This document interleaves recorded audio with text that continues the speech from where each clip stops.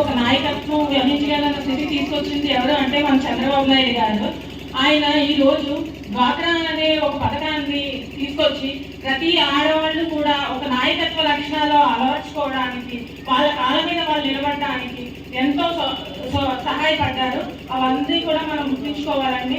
అలాగే ఇతర పార్టీ నాయకులు ఎన్నో విధాలుగా మన కుటుంబ సభ్యులైన పద్మావతి గారి ఫ్యామిలీని కానీ, చంద్రబాబు నాయుడు గారిని కానీ, వాళ్ళ యొక్క ఆడవాళ్ళని కానీ ఎన్నో విధాలుగా ఇబ్బందులు పెట్టారు. కానీ వాటిని అన్నింటినీ తట్టుకుని మాకు ప్రజలు కావాలి, మేము ప్రజలకే న్యాయం చేయాలి, మేము ప్రజలు మా ఎంటున్నారు, మేము వాళ్ళకి సహాయం చేయాలి, వాళ్ళకి తోడుగా నిలవాలి అని చెప్పి మేము వాళ్ళ కష్టాన్ని చూస్తున్నాము. ఈ రోజు కూడా వాళ్ళందరికీ కూడా పేరు పేరున మా ధన్యవాదాలండి.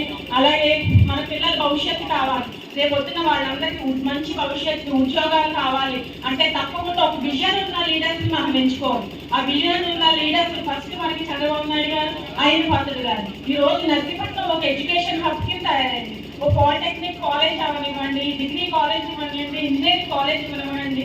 ఒక 20 ఏళ్ల క్రితం ఒక విజన్తో నర్సీపట్నానికి పిల్లలకి చదువుకుంటే ఎంతో బాగా అభివృద్ధి చెందుతుంది అని చెప్పి వాళ్ళకి ఆ రోజుల్లో ఎంతో కష్టపడి చంద్రబాబు నాయుడు గారు మీకు ఏం కావాలి అని ఉంటే మా ఊరికి డిగ్రీ కాలేజ్ కావాలి అని చెప్పి నర్సీపట్నానికి డిగ్రీ కాలేజ్ తెప్పించిన మహా వ్యక్తి మన అయ్యన్ పాత్రుడు గారు. అలాంటి అయ్యన్ పాత్రుడు గారిని ఒక విజన్ ఉన్న లీడర్ని మన ఊరికి మంచి చేయాలి, మన పిల్లల భవిష్యత్తు బాగుండాలి అనే మంచి వ్యక్తికి మనం ఓటు వేసి గెలిపించుకోవాలంటే ఈ రోజు మీ అందరి చేతుల్లో, మనందరి చేతుల్లో ఉన్న ఒకే ఒక అస్త్రం ఓటు.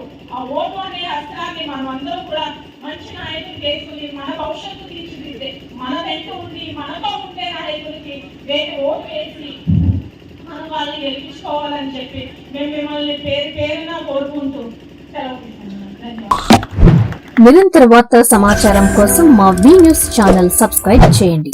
నోటిఫికేషన్ కొరకు బెల్ ఐకాన్ని యాక్టివేట్ చేయండి.